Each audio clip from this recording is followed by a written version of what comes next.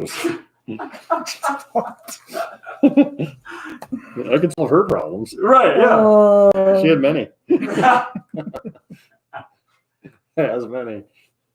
There we go. Okay, so that's recording. And yeah, when we're talking and everything, we can just look at each other. Like, let's try, like, I'm going to look right down the gun of the camera to begin this thing, but then that's really it till the sign off. Like, you can look there if you want to, but most of us if I'm going to talk to the people, I will, but. Yeah. If you need to address your directly people, to them, then you're good to go. But yeah, I think this will be good. Let me just move this a little bit. how's my hair look? Is it look all right on there? I'm fussy.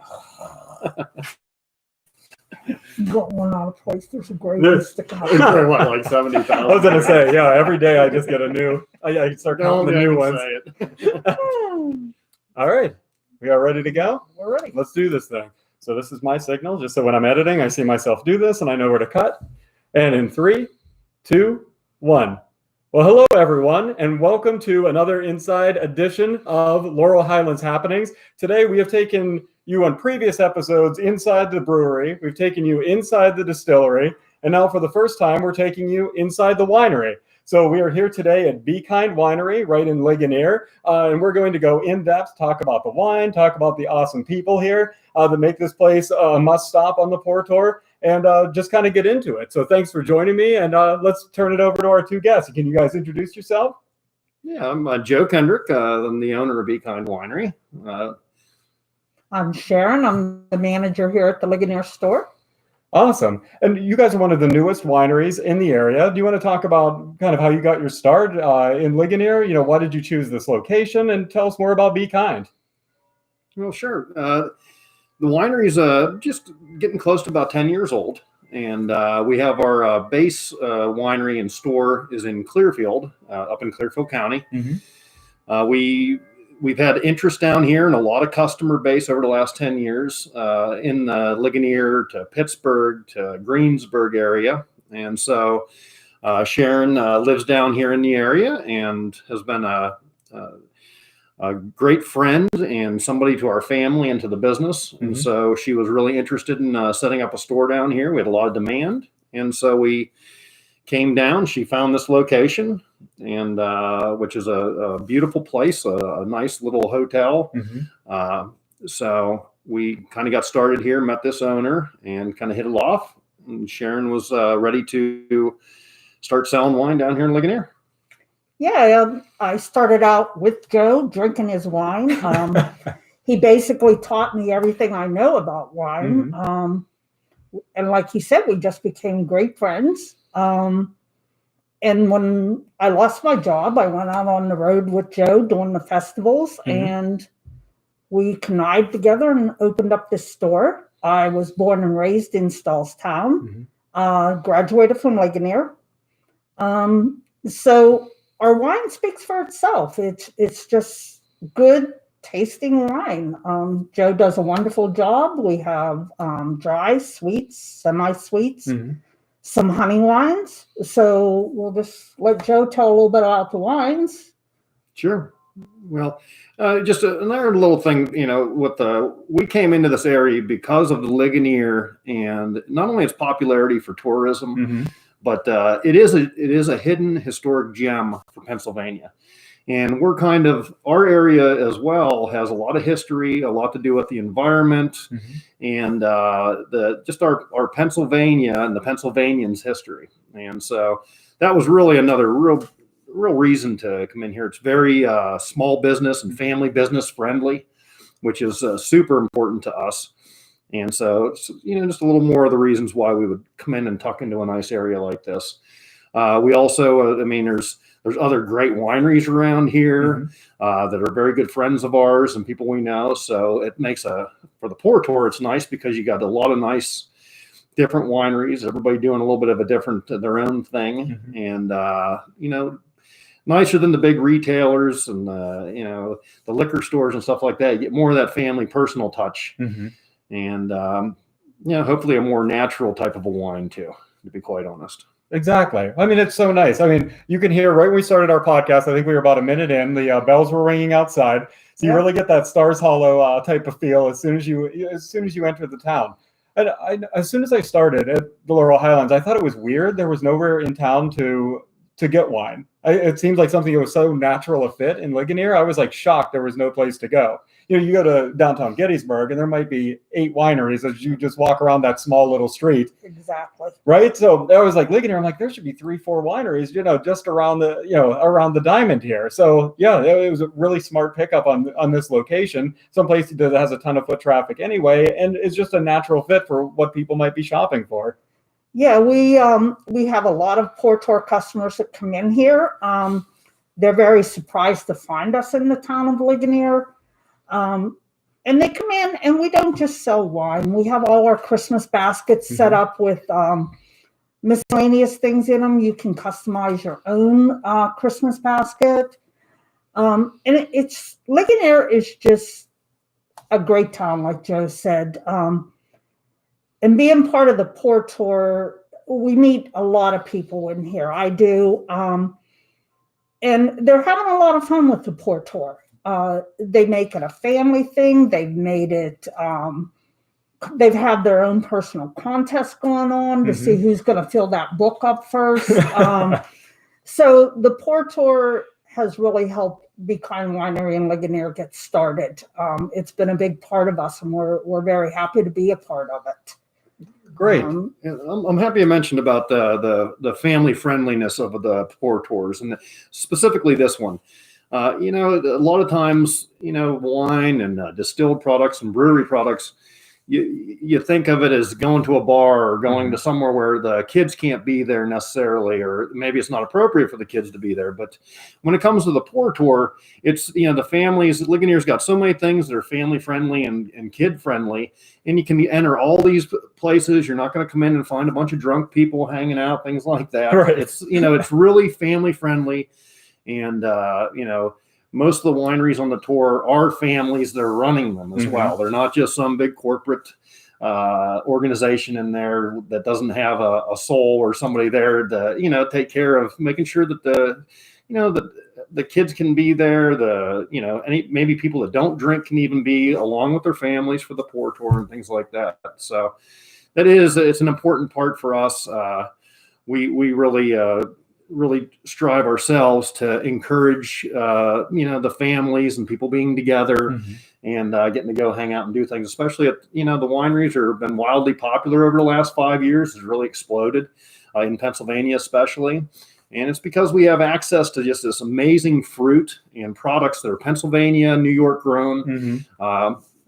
And so it's nice to see there's families that are growing those as well. They're not just some big, vineyards and stuff that's run by people that don't even know who you don't know who they are. Here we buy our fruit, we know who the people are we're buying fruit from, and the juices that we use in our products. So it really comes all back down to our interest and a lot of the customers' interest of the family first end of things. So I'm really glad you brought that up. It's such a unique part of, I think, the Portor. Is family is busy. The families are running these establishments. We are inviting families to be a part of the Portor, and like you said, to explore together, to go to these outdoor spaces, to bring the kids. You can do that, grab a bite to eat, shop through town, and do a bunch of wonderful things as you get your stamp in the passport. And also about where you are sourcing all of your grapes and everything from. Like you said, you're going through local farmers in order to procure this stuff. And that's amazing. We have breweries doing the same thing. They know where their grain is coming from. And even then when they're done, they're giving the grain to farmers that's going to feed the cows or do that. It's almost, we're almost doing the part of the circle of life here on the Portor. So, I just love that part of it. It's what inspires me every time that, that I'm doing work for it. I think it's like what makes me want to post every day and talk about, all the great stuff that the Portor is doing. And of course, meeting awesome people like you. Sure. So one thing I wanted to get into is, like you mentioned there is PA wine. People know like California wine, people may know other specific regions, but how about in your experience, you're the expert, what makes PA wine unique? Well, I'm happy you're asking that question because it's Pennsylvania is probably the most important thing to me and my business in this winery, and just to be a resident here, to be a local to Pennsylvania, and to have this access to really some of the most amazing fruit on the market. You mentioned California. Everybody knows California. They do have amazing fruit there, and amazing wines come out of California. 25 years ago plus, I spent a lot of time there as well as New York, and really just loved all the wines. But with Pennsylvania, we're unique because we grow more of a table grape style grapes, and they're really conducive and suited to making sweet wine. In Pennsylvania, 85% of our market who purchases wine are going to purchase sweet wines. Wow. And easily 85%. We do make a full line of wines, which I'll discuss here in a little bit, some of the more individual stuff. But that's the real uniqueness compared to maybe Argentina or California or Italy is that you can find sweet wines that are done with most of the fruit is grown in Pennsylvania, even though we may source cranberries out of New Jersey or so it's really more of an East Coast kind of a fruit that we can pull from. But Pennsylvania's it's the customer base has a real appreciation to the complexities of sweet wines. Sweet wines in the past have gotten a real knock in the big industry, and the big wine and industry all over the world. But the truth is, when I'm making the wines, the sweet wines are much more difficult and much more subtle and complex to the taste. And it brings out more of the fruit flavors and the true flavors of the fruit by adding a little bit of the sweetness, whether it's sugar. We are Be Kind Winery, which we do meads and melomels as well. So honey is another one of the sugars we use to sweeten the wines. But the Pennsylvania fruit, and that goes for a lot of the wineries, that are in Pennsylvania is, there's just a lot of beautiful sweet wines. It really is. I like this idea. I like the reclaiming the sweet wine. I would like we need to latch on to that. I think it gets a bad rap, and I think people turn up their nose at sweet wine. And it's like, I've been a sweet wine drinker my whole life. Like I can appreciate like Niagaras and all kind of different types of grapes and things that make a distinct taste. And it's stuff you can't get anywhere else. So it's interesting that you bring up how complex it is to bring out those flavors too. So this is not just dumping juice into a glass. We are having really intense processes to try to get this right, and even using different sweeteners, like you said, like honey, in order to bring that out. Well, absolutely. I mean, with the sweet wines and just talking about their complexities. Now, when we start to put the honey into the wines as well, mead is honey and water fermented together. We do a type of mead called melomel, which is honey and fruit juice fermented together. And so what we'll do is we'll ferment our wines completely to a dry state. So just like a Cabernet Sauvignon or maybe a Malbec or something like that. And then I'll go back in and do a process called back sweetening, which is I'm either adding sugar or which we do not use corn syrup whatsoever in our wines, but we do use just straight Domino's sugar. We use only we feel the best for that for sweetening. But when we take the honey wines to dry, then we will put honey back into them to sweeten them. So we end up making our honey wines with almost triple the amount of honey that would typically be used in a mead or a melomel. Wow. With our processing. So, and it's something that I had learned 20 years ago off of a Hungarian gentleman out of West Virginia. I went to WVU's horticulture programs where I really picked the trade up. Okay. And I was going to greenhouse management and work as a grower, but did find the real enthusiasm for wine. And especially West Virginia at that time, 20 years ago, there was only a handful of wineries down there. And Forks of the Cheat Winery, actually, they are one of the big influences on my life, their owner and their family. And it was because he was bringing to the forefront that, listen, sweet wines are really desirable to this customer base. And that's where I kind of picked up on the fact that the sweet wines would end up being, really my focus on the different processing and for the wines. That's great. Sure. Oh, sorry, go ahead. Joe, why don't you tell them a little bit about our Porter's Bridge and how that's come about? Well, we do. Very popular wine. I can talk about the honey wines in general. So right now we do a blackberry melomel. So it's blackberry and honey fermented together. Then we sweeten it back with honey. I do a blueberry that way as well. And then I take the two of those, which are a type of melomel. We blend them together 50-50 basically. And then add in brandy that's made by the Mazza family, their distillery up in Erie, which is one of the great winery, distillery, breweries in the state of Pennsylvania. even though the distillery and brewery is at the New York border right there. But so we use that product in there. I source our honey from down at the Dutch Golden Lancaster. So it's North American honey that I use. We originally had used honey from the local scene, but we use 1,000 to 2,000 pounds of it a year. Wow. So we feel bad about the raw honey is a medicine, and so your local raw honey helps with allergies and all the good stuff that it does. So we stopped buying direct local honey to use in the wines, as well as me raising that myself, which is a full-time job for the amount of honey we need. Wow. Yeah. So anyways, Sharon brings up our Porter's Bridge. It's our most expensive bottle. It is my signature beverage. We do, so I blend the two meads, the blackberry and the mellow, and then I add in the Catawba spirits, which is a type of brandy, so distilled grapes. We add in the honey, and then I also, so we fortify that up to about 18%. We consider it a port, which most ports are, there's probably a little bit of controversy whether it's Spain or Portugal. But most ports, we're not even allowed to call them ports and produce them that way because legally they own the rights to the name port. Oh. So when I tried to get all the labels have to be approved by the government. And so when I tried to get approvals, we got the first couple shot down. And then right locally there, we're right on the west branch of the Susquehanna River. And there's a bridge right by the winery.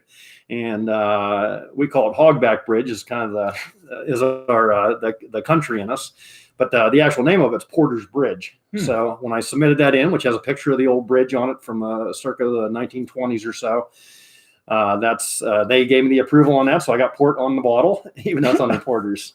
But it is one of my it is a popular wine as well. But yeah, it's definitely one of our babies. Yeah, that's right. The amount of like care and effort that goes into all of this, like it's just amazing to me to hear this about like where you're sourcing every ingredient. It's all coming from different places, or you've even tried to source some of it yourself or make some of it yourself. Sure, that goes into your product. I love that amount of care. I love that amount of passion that goes into every bottle, because I don't think that's apparent unless we sit down and talk about it. You don't really understand, how does this go from grape into my glass? So, yeah, well, and bring back to the whole, Pennsylvania and the kind of the uniqueness of our state in the wine industry is that, you're noticing that with me talking about sourcing it, but the majority of our wineries in the state of Pennsylvania, that's how they operate. They're really, locally focused and focused on the farming aspects, the great agriculture that Pennsylvania has, and sourcing things that are, that they, the wineries themselves like. A lot of the bigger wineries, they get what they get. They grow a lot of their stuff, of course, but it is a kind of a unique thing to Pennsylvania to see that really trying to source and also care for one another in the industry. We are competitors, but in the same breath, I could call many of the wineries, if not all of them, and ask a question, or if I needed help, or if they needed help, they could call me, and everybody feels pretty comfortable doing that with one another.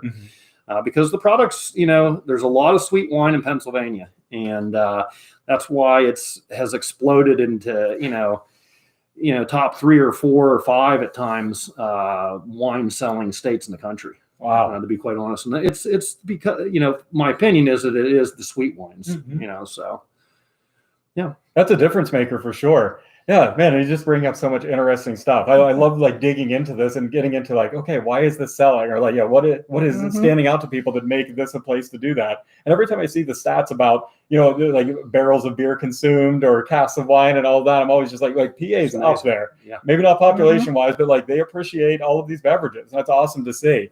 So yeah, I wanted to transition a little bit, and Sharon, let's talk about the store itself. So we have some baskets in front of us. We have some of your wines in front of us. You want to just walk us through the whole experience of, when I come into Be Kind Winery, kind of what can I expect? What am I looking for? And what do you have, right now for the holidays and all time? Well, right now we're running our holiday spice is our special wine for the holiday. That's spiced up with some good cloves, cinnamon, a little bit of brandy, a little bit of honey. It's very good warmed up, or you can drink it cold, however you want to drink it. With the holiday spice, if I can just interject real quickly, because it's the next of our signature wines. You talk about sourcing things. Mm-hmm. We use mixed fruits in it. So there's 5 different fruits in it. And then there's also honey in it. The honey wines are mixed into it. But the cinnamon that is sourced in there came from Grenada. Oh, okay. So we, really have a lot of interest down in the Caribbean. Mm-hmm. And so we've sourced things down there like that. And so we leach that cinnamon in. It's an organic cinnamon that we use in that one. And with all the wines, I wanted to mention quickly, too, is we do not use any type of flavorings. Mm-hmm. We don't use any kind of concentrated flavorings, and we also don't use any colorings in the wine. Mm-hmm. And we also try to have one of the lowest sulfur levels in the industry standard versus the industry standard. Wow. So which helps with people that are sensitive to sulfurs, headaches, and things like that. And we tend to have a wine that most people can still enjoy, even if they have those sensitivities to a thing like the sulfurs that are the type of preservatives we use in the wines. That's great. And yeah, I have such a good tradition in my family with that holiday wine. My dad always had one of those like spiced wines, and I just have a lot of good memories of him when we were 21, of course, letting us try the holiday spiced wine and stuff. And it's something that we keep getting bottles of, and it always makes me really nostalgic for him. So it's cool you guys are offering that, and I definitely needed to leave with a bottle today. Sounds good. So what else we have going on? And, we have baskets, we have stuff all over the store. We have a bunch of pre-made baskets here for sale. It all varies on what type of wine you want in there. We can customize your baskets. We have things here that we can put in it. We have salsas. We have relishes. We have some jellies. We have beer bread mix. We have some cheeses in our Gouda cheese in our baskets here. Mm-hmm. We even have some dip mixes. You can go home and make up some dip mixes for your baskets. Just a little bit of everything. But right now we're a little bit different because of the pandemic, just because, we are limited to our space in here. So what we need you to do is come visit us and give us a call. We'll at our phone number, and all the instructions are outside. You come in. We have a great list of wines for you to look at. We just stand in here and have a lot of fun. I love my customers. We come in, I love to joke around with them, and just a great place. The building itself is historical. It used to be a hospital. I love to tell the story about how I was born here, and everybody gets a good kick of that. Our store is actually inside what used to be the operating room. Oh, okay. So we even have some wine glasses here with the Be Kind logo on it. Great historic bar here. Joe and his family made our bar that we use. It's made out of reclaimed barnwood. We have Vermont maple top on it. Just a lot of great stuff in here. Yeah, just to touch base on, I'm happy you mentioned about it because, with the pandemic and stuff and everybody's, dealing with it and trying to get our families through it as safe as possible. We do offer multiple other ways. We have both the stores here in Ligonier as well as Clearfield. Right. You can come in. We do ask that you wear a mask for the safety of all, especially for our own families personally, since I do have people working out here in this, which we have the whole way through. But there's options for people who are immune compromised or have any type of health issues or just want to be safe and be extra cautious. We can take a phone call, do your order on the phone, and we can curbside deliver things out to the vehicles.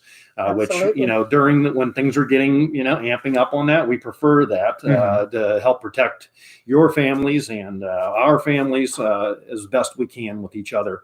But we have that. We also are offering once a month deliveries into the Pittsburgh region, the Harrisburg region.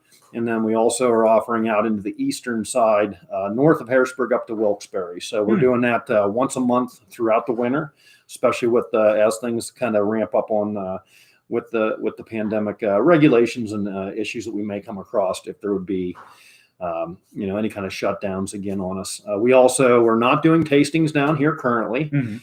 Due to the regulations and things that are happening. And then also the Clearfield store has we're holed up on doing tastings there for now, which we will let everybody know as soon as we get back to that kind of stuff. Typically, you can come into the stores, taste whatever you want. We do almost 20 plus wines. Wow.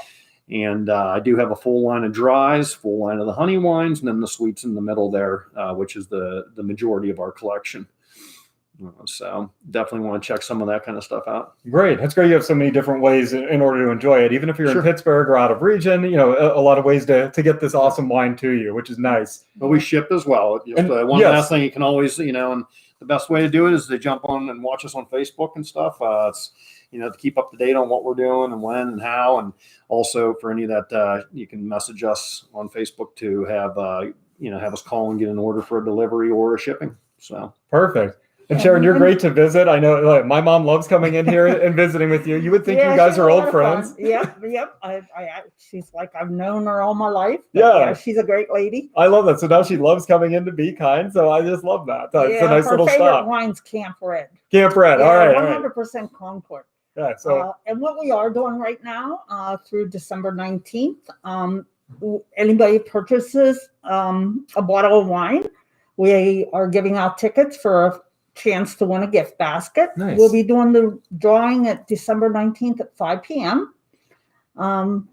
So come on in and see us. yeah, plenty of reasons to come in. Like I said, like great gifts. I see like awesome cheeses and stuff in these baskets. All the wine is amazing. So now is the time to come in, do some Christmas shopping, and it's already done for you. No one has to know you didn't pack these yourself, right? that's right. Take the price tag off, put a bow and a There you name on go. it, and let's go. We got some really cute Christmas boxes. We can put single wine bottles in. They're very cute. We have gift certificates we can give you for just somebody hard to buy for. Let them come in and choose their own thing. I love it. So Here's something I want to mention. Sometimes people on the pour tour, they go and they like one specific type of thing. So they do the pour tour and they hit the 18 breweries and then they're like kind of stuck. And they they're not really sure. They're not wine drinkers, or maybe they drank wine before and they had it wasn't for them, or who knows what they drank. So let's say I'm a career beer drinker and I'm coming in to Be Kind for the first time. Can you walk me through maybe like where I should start? What should be the first thing that I taste? What's something I can go home happy with? well, I always ask, like, what would you lean towards? Like, what maybe kind of fruit do you like? You definitely want to start with your dry wines. If you want to try a dry one, always start there first, and then work your way down to the sweets. Actually, for my beer drinkers, and I've had quite a few people I've done this to. I'm like, so you're a beer drinker. I bet I can give you something that you're probably going to walk out of here with. And it is the Porter's Bridge. First of all, they like the alcohol content in it. You got to tell them, like, it's a very good wine to have with a cigar. I don't know that personally, but a lot of our people that buy it say it's a really good cigar tasting wine with your cigar. And it's a good after dinner wine. And I'll say you can just sip it. And so for a beer drinker, that's normally where I start with our honey wines, because it's the blackberry, the blueberry. They know their blackberries and their blueberries. Right. But definitely get them to start out with not even dry. Maybe start with your semi-sweets, something you like. A pink Catawba has a nice pink grapefruit finish with it. Hey, Jared, do you like a good pink grapefruit? Yeah, I like pink grapefruit. Well, here, you got to try this one. So then a Cranberry Blush, 80% cranberry, 20% white wine. You like cranberries? You're going to love this wine. Then you get into our sweets. You have some Camp Red, which I like to call my adult grape juice, 100% Concord. Then you get into the mixed wines, where our Susquehanna Red. You have some Camp Red in there, and you have some Aurora in there, which is a white wine. So you just got to find out what that beer drinker likes to drink when he's not drinking alcohol. Right. And just go from there. Yeah, a lot of beer drinkers and people, that like to go do the tastings and stuff. Beer. A lot of times you'll find beers that are creamy, kind of a feel or a flavor to them, and so a lot of times, like our Rails to Trails Red, which is our very best-selling wine. It's so good. It is our best, and I'll tell you what, it has like a creaminess, which is kind of an odd taste structure, a flavor structure within wines. And so a lot of times that's a good one. Beer drinkers do it. It's a little more of a sweet wine, of course. But I try not to have any of the wines sickeningly sweet. I mean, some people, they want it to be super sweet. But we try to really, the balance is the number one thing that I focus on in the work I do with the wines. And so you really want to have that touch of sweet, but yet a touch of the acid or the sour to it. And that kind of, when you put those two together, you want them to come up and finish smooth, not like puckers up your mouth or it scratches your throat. You want it to be smooth all the way through. And to get those types of balances, that's what really is the hard part of the wine process and the winemaking. But in concerns to a beer drinker, the distilled people, they love to come in and check out our, like Sharon said, our Porter's Bridge and our spiced wine, because those ones have distilled products in them as well. And so we've been working towards that. The winery is currently in the process of setting up our distillery as well. So we'll be adding that into it in the next couple of years. Great. So we're pretty excited to see that happening. But so it's in concerns of the beer drinkers. Yeah, I'm going to get into what you guys have planned on the horizon. But I just wanted to touch on that. As you guys can see, we're dealing with the experts here. Do you see how many recommendations these guys had just from that simple question? They're going to find you something with 20 different wines here. You're going to find something that you like. I think when we first came in here the first time I was with two of my coworkers, and we all had very different tastes, and we all left here with a bag of wine. You did. That was not my plan that day, but I came with Pour Tour books, and I left with and you've been tons back of wine. for more. That's right. So you were dealing with the experts here, like to come in and make you familiar with it and find something that you're really going to enjoy, or find a good gift for someone in your life that would enjoy wine. So, now that we covered that, I do want to go, what's on the horizon? What's next for Be Kind? Well, first things first, we're trying to, we got to get ourselves through this pandemic. Right. And get all the families, our customers, everybody too. And so we're really focused on that and trying to stay cautious as we can to deal with it. Plus, it's changed our business. So, we originally, our winery is, our brand has been built on the road shows. We're a show winery. We go to usually 100 licenses a year, which is we're allowed to do with the state. And so that's off-site licenses. And we go to wine festivals. Most people know if they're on the Pour Tour, they've been going to wine festivals for a long time as well.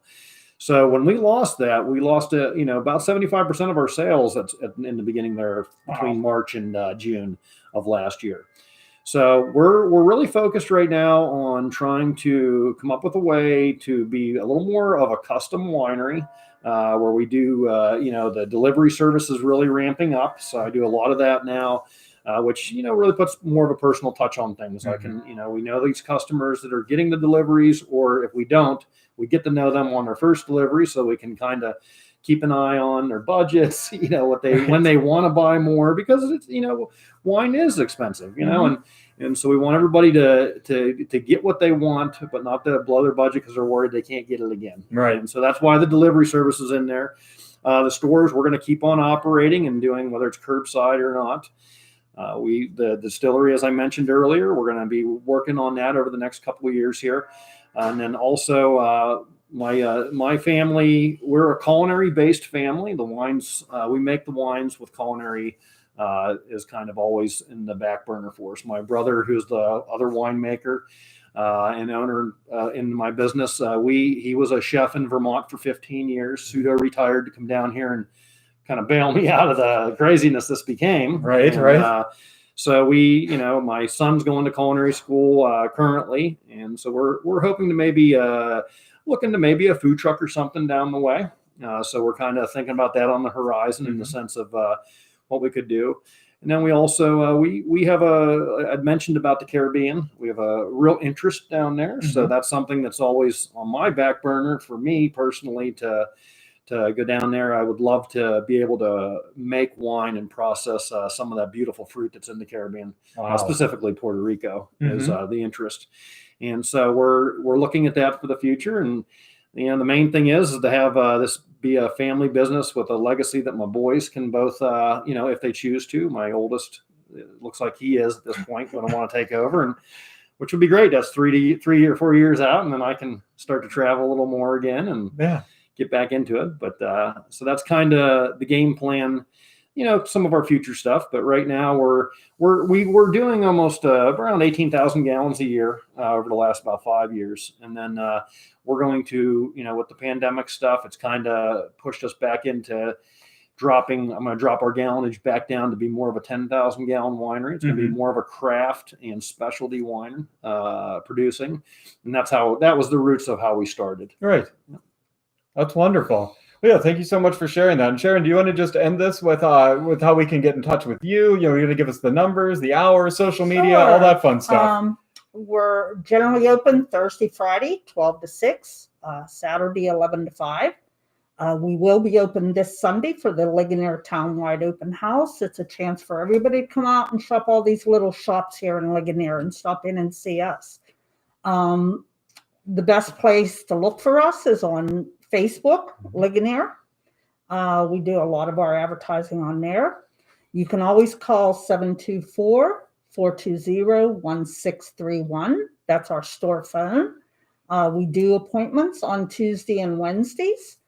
Just give me a call and, we can meet up with you here.